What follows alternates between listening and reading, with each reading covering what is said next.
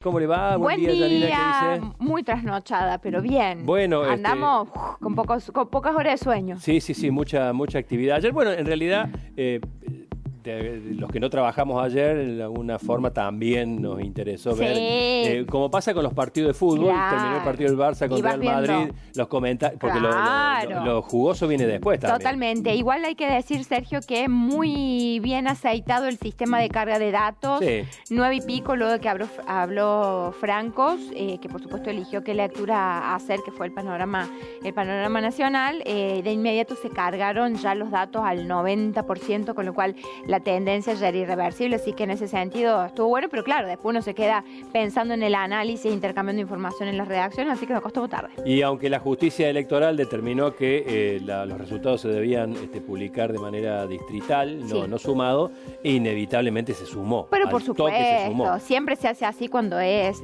nacional, pero bueno, lo interesante también es leer por distrito o provincia cómo le fue, ¿no? Bueno, interesante resultado, ¿no? Interesante resultado para el análisis, seguramente lo vamos a charlar a lo largo de la segunda mañana, y pensar un poco en el votante, ¿no? En el votante que desde algunos sectores de la oposición, no todos, lo dije esta mañana, bastante flojo el discurso de Kicillof, por ejemplo, de alguna manera se deja entrever como que muchas veces los derrotados señalan al elector como que es un elector como que no sabe, como que eligió mal, y el mensaje de las urnas es un mensaje lapidario, cabal, hay que rendirse, la voz del pueblo es la voz de Dios, sí, dijo alguien sobre alguna todo vez. por la contundencia de las diferencias de los porcentajes. Cuando el margen es más chico, quizá da mayor lugar a las interpretaciones. Cuando el mensaje es tan contundente, te levanta 14 puntos en el principal distrito electoral y le saca 14 puntos en la segunda provincia, como la nuestra, al oficialismo, no hay mucho margen para interpretar, ¿no? Qué es lo que quiso decir el electorado y que haya algún error de demarcación en la boleta. Bueno, así como se analiza lo que vendrá o qué es lo que sucedió políticamente, también es interesante hablar de nosotros, de ustedes, de todos, qué elegimos, qué votamos cuando votamos, cuál fue la motivación o cuál fue, qué compró la gente o qué desechó la gente. Y para eso estamos en línea con Viviana Jara Roldán, que es psicóloga social y pertenece a la consultora Delfos, que está en línea con nosotros. ¿Cómo estás, Viviana? Gracias por atendernos.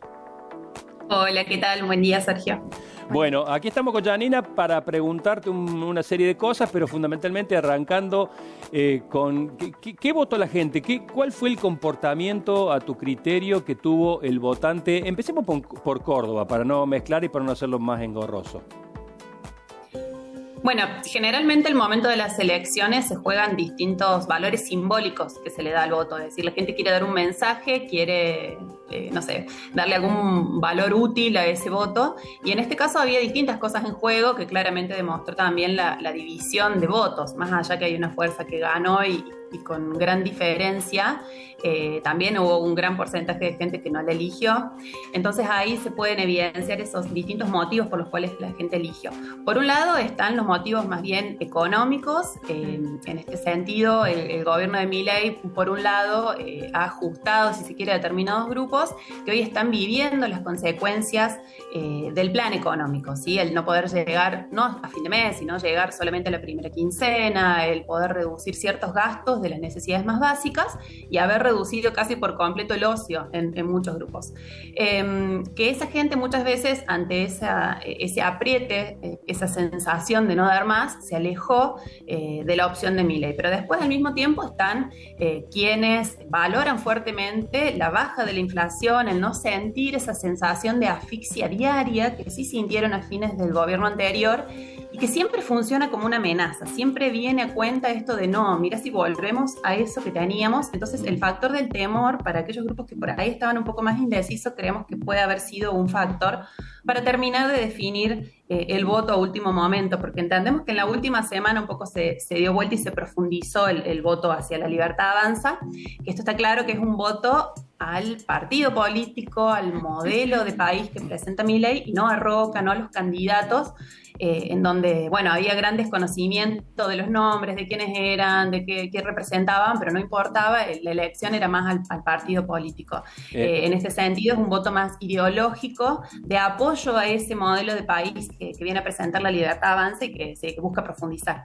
Viviana, vos trabajás por lo que me he enterado, con encuestas cualitativas, que esa parte es más interesante, o por lo menos complementa y mucho a la cuantitativa, que son solo números fríos. Y te escuché decir que hay un votante que vota a La Libertad Avanza, que vota al presidente Milei, que es consciente de todas las dificultades que estamos atravesando, el tema de la economía, la caída del consumo, valorando la baja de la inflación, pero reconociendo que hay un montón de situaciones que están complicadas, la salud, la discapacidad, bueno, lo que ya todos sabemos, y que están dispuestos a sacrificarse en aras del futuro. Sí, en el caso de las personas adultas, surge mucho ese discurso que se repite de, bueno, quizás yo no vea los resultados, lo vean mis hijos o lo vean mis nietos, sienten que otros modelos de país nunca los beneficiaron o nunca pudieron salir a flote, entonces es una apuesta a largo plazo, en donde muchos no están pidiendo resultados ahora para poder seguir en esa apuesta, otros se bajaron en esa precisamente por las dificultades económicas. Y bueno, y en el caso de los jóvenes, por ejemplo, aparece esta idea de, bueno, algo hay que sacrificar, pero que no son ellos mismos. Es decir, entienden que el gobierno de Javier Milei es un gobierno que ha atacado en cierta forma a grupos vulnerables, entendiendo a las personas con discapacidad, a los jubilados, por ejemplo, pero dicen, bueno, no importa, esta apuesta es a largo plazo y alguien se tiene que sacrificar, más adelante verán los resultados. Pero lo que interesa acá es el plan económico a largo plazo. Y en este sentido, como una postura bastante racional y hasta fría, incluso hasta puede resultar cruel en algunos casos, pero bueno, es una apuesta racional pensando a futuro. Viviana, Janina te saluda, buen día. Ahí hay como desde el día 1, ¿no? Un laburo fuerte de La Libertad Avanza en el tema de la expectativa, todo el tiempo ir renovando y generando, ¿no? Trabajando la expectativa sobre su electorado. Te quería consultar concretamente porque la verdad que el resultado ha sido abrumador. En el caso de Córdoba, la diferencia con el peronismo cordobés ha sido aplastante e irrefutable. Lo que me llama la atención es el grado de desconexión que aparentemente, con la luz de los resultados y el diario del lunes, tiene el resto de los espacios políticos con estas sensaciones y estas formas de vivir o de mirar lo que estaba pasando en la elección respecto al electorado, porque, digamos, podría haberse interpelado el electorado de otra forma. Da la sensación de que la gente pedía una cosa y el resto de la política estaba ofreciendo algo que nada tenía que ver, ¿no? Digo, porque la distancia también habla mucho de que algo pasó en el medio. No es lo mismo 3, 4 puntos de diferencia entre la primera lista y la segunda que 14. Sí. Claramente también el mensaje de la gente es confusa. La gente, por un lado, busca cierta estabilidad y por otro lado busca cambio y un modelo distinto.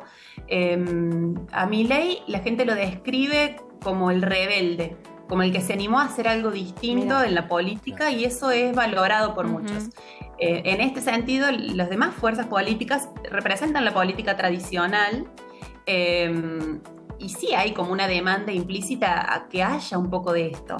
En ese sentido, se lo trasladamos a Buenos Aires, por ejemplo, que La Libertad Avanza haya bajado expert, resultó beneficioso. Si bien no he realizado estudios cualitativos en Buenos Aires, por ejemplo, pero sí a través de las redes se veía mucho esta aceptación de, che, qué bien, al que es corrupto o al que está manchado se lo baja y no hay ningún problema en sacarlo, aunque haya sido el principal candidato. Ese es un modo de respuesta que la gente valora y lo ve como algo distinto y otras formas de responder frente a la corrupción, por ejemplo. Trabajás en una consultora que están siempre en la picota, ¿no? Después de toda la elección, en algún lugar va a aparecer el título, fallaron las encuestadoras, Esta cifra no la tenía nadie. Es más, desde el propio gobierno hacían circular encuestas con una diferencia inversa. Desde la provincia, claro, hasta el día jueves 9%, 10%, o sea, escalete arriba. Exactamente. Pero ¿qué pasa? Este tipo de números, ¿Lo tienen bajo 4 llaves los candidatos principales? ¿Esto se puede predecir? ¿La gente miente cuando las encuestas, vos que hacés incluso cualitativas, cuál es la respuesta por la cual una diferencia de 14 puntos no la vio nadie? ¿O la tenían vista y la tenían debajo de la mesa? Porque también hablabas con gente que off the record te decía, hay un julepe bárbaro en el gobierno.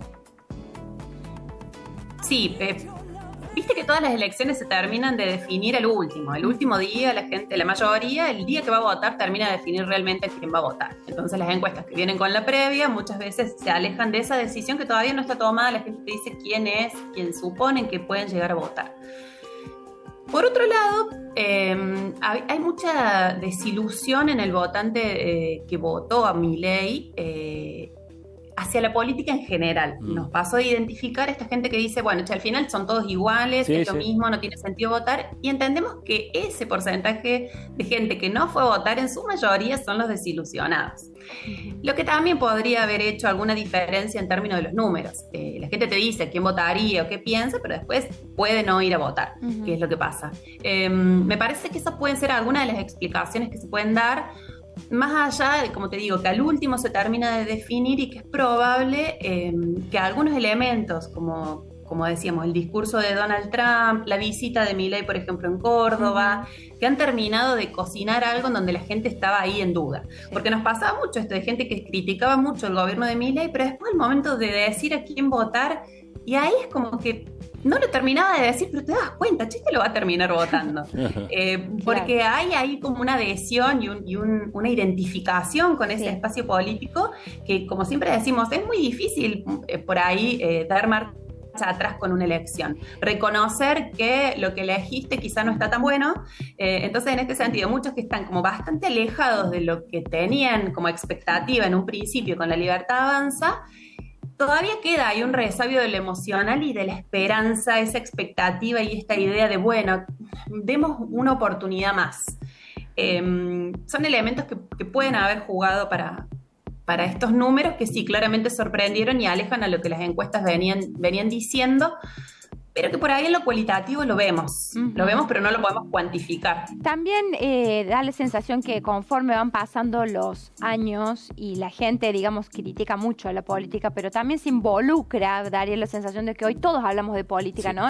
En algún momento era como que era una cosa media momentánea y hoy todo el tiempo estamos hablando de política, de que empieza a aparecer un voto más calificado. Y Córdoba siempre ha sido como testigo, digamos, o una vidriera de eso, ¿no? Que en las elecciones generales venimos de, si tomamos el modelo de Macri, por ejemplo, en el 2017 pintó el país de amarillo, en el 19 perdió, y digo, la gente empieza a elegir y tienen claro, parecería, esa es la sensación de que se vota en una legislativa y quizás ahí se da el lujo de votar a alguna fuerza que a lo mejor en la provincial no le elegiría y de pronto uno termina teniendo una provincia con un intendente radical, un gobernador peronista y un presidente libertario, ¿no? Como que ese voto calificado, entre comillas, también empieza como a jugar en todas estas elecciones de medio término.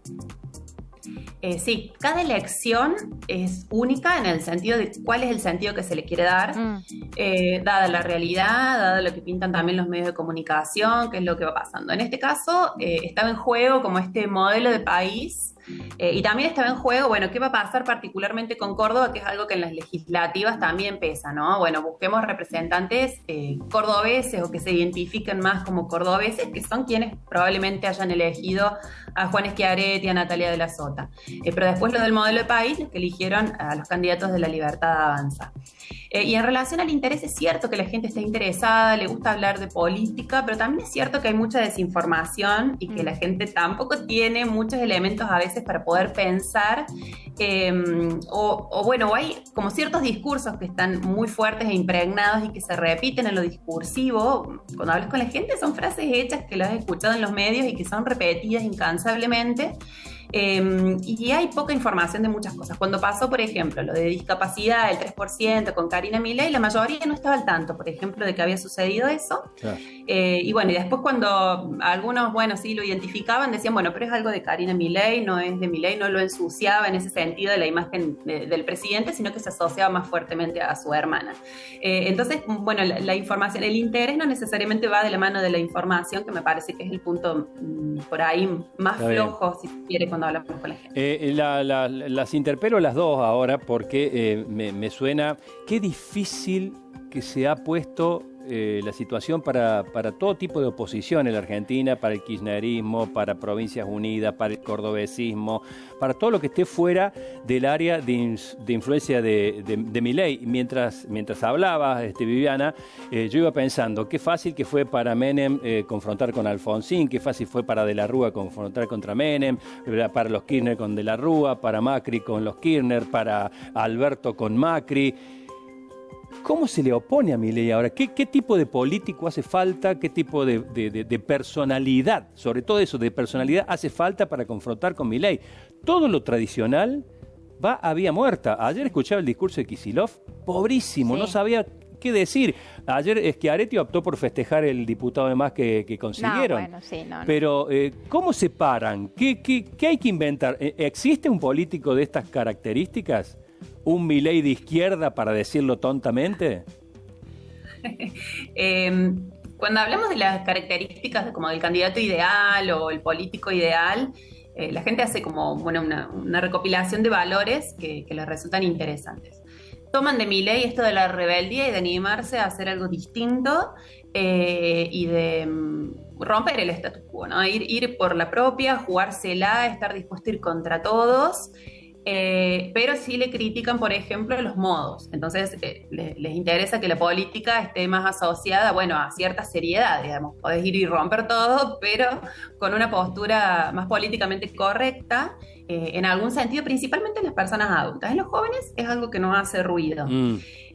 Después, en términos de los valores, ellos buscan transparencia, buscan honestidad, es decir, que la corrupción no sea un elemento ahí que esté jugando, que es algo que históricamente ha aparecido en la política.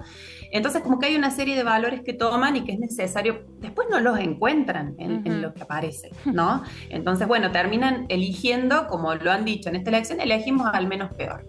En general, la gente no estaba muy convencida del voto que iba a hacer, sino que terminaba eligiendo dentro de las opciones que había, a ver, cuál se acercaba más a esto que necesito, más allá, y entendiendo que ninguno identificaba fuertemente, ¿no? Yo creo que no sé cuál es el modelo de oposición que puede surgir, pero sí tenemos claro qué le sirve y qué le funciona a la Milei. Cristina, ¿no? Claro. Digo, acá en Córdoba a mí me da la sensación, una parte de tu devolución, Viviana, que el gen anti-K sigue estando ahí más firme que nunca, y paradójicamente es un relato que construyó el peronismo cordobés, que ahora no pudo, que no solo que construyó, sino que alimentó y que no pudo defender, porque realmente Milei parece haber capitalizado ese modelo que le pone un freno al kirchnerismo, y no Provincias Unidas, que lo tiene a Juan Schiaretti, uno de los grandes promotores de esta provincia anticada, por decirlo, como figura principal, ¿no? Me da la sensación de que a Milei y al oficialismo nacional le sigue sirviendo muchísimo la figura de Cristina para confrontar. Sí, y una figura disruptiva es Cristina, la única que hay, porque genera odios y genera amores también. Es la que más se parece a Milei, aunque les duele a los kirchneristas, es la que más se le parece a Milei. Bueno, Viviana, muy interesante verdaderamente. Si querés agregar algo más.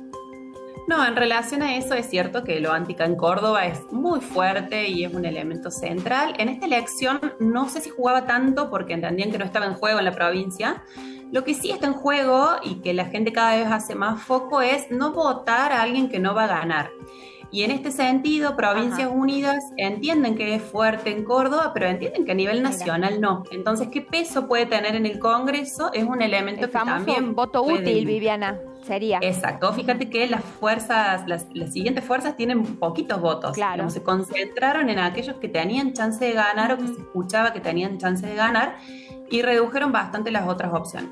Claro, Ya, sí. está bien. Yo los otros días aventuré así por una cuestión de percepción nomás, personal, individual, que el indeciso casi, yo estaba seguro que el indeciso casi no existe, pero que el indeciso inexistente tiene absolutamente seguro por quién no va a votar. Eso para mí todo el mundo lo tiene en claro y bueno, y después decide de qué manera puede dañar más a quien no va a votar, votando a uno o a dos. No sé si Sí, el me explico. proceso de decisión tiene etapas y el primero es el descarte. Es decir, Claro. cuáles son aquellas opciones que no voy a votar, es lo primero que la gente sabe y tiene claro. Y después dentro de las opciones restantes empieza a definir teniendo en cuenta distintos elementos dependiendo de cuál sea la elección, ¿sí? Cuáles son las propuestas o el color político, si me gusta o no el candidato, qué valores representa o bueno, cuál va a ser la utilidad del voto y ahí va definiendo en cada uno de los casos. Nosotros lo que hacemos es ir viendo el peso de cada uno de esos factores, ¿no? Gracias, Viviana. Muchísimas gracias, muy amable. Un saludo. Muchas gracias a ustedes. Buenos días. Hasta luego. Hasta luego.